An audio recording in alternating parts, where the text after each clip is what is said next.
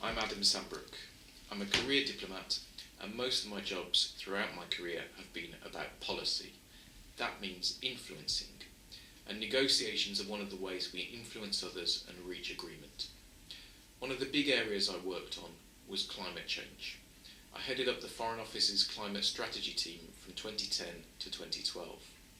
Governments have been arguing about what to do about climate change for years.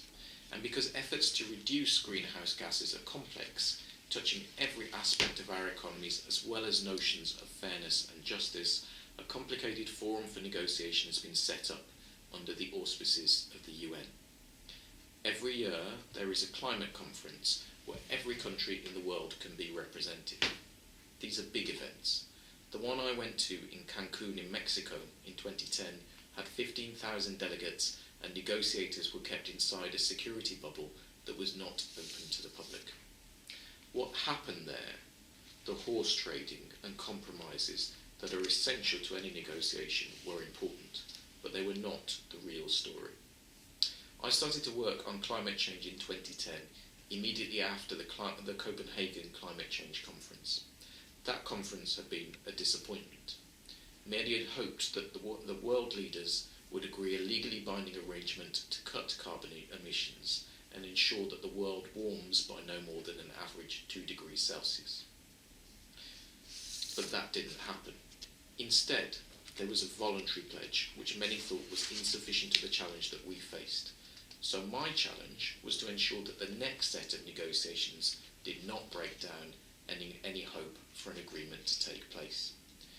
Negotiations, even those inside a security cordon, do not take place in a bubble. And if they fall short of expectations, that is often because there is no political space for the participants to compromise. I believe that is what happened at Copenhagen. So my task was to help shift the politics to make the negotiations more likely to succeed, while my colleagues, the deeply knowledgeable expert negotiators at the British Department for Energy and Climate Change, or DEC, got on with the business of negotiating. So, working with colleagues from all around the Foreign Office's network of climate attachés, my team and I worked hard to understand the concerns of every single country in the world. What did they think about climate change? Were they bothered? Were they threatened?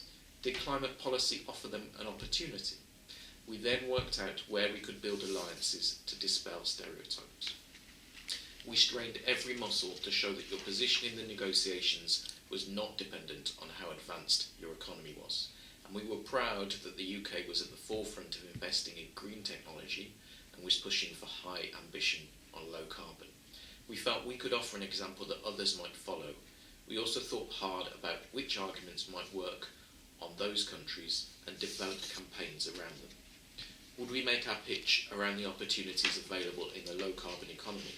Would we highlight the security threats that might be exacerbated by climate change? And we then push those messages with our partners around the world. The point is this: when you are negotiating, what happens outside the room is as important, if not more important, than what happens inside. If you want to achieve something, don't just think about your position. Try to get inside the heads of those with whom you negotiate. Do you understand their desires, fears, and pressures? And have you helped shape those feelings? If you have, then the battle is half won. The climate change negotiations are still going on, by the way. A deal on climate change remains a possibility, and the politics are changing in a positive direction. The next set of negotiations in Paris at the end of this year will be important. But I will still be watching what is said in the US, in China, in small island states, and in India just as much as in Paris. Fingers crossed.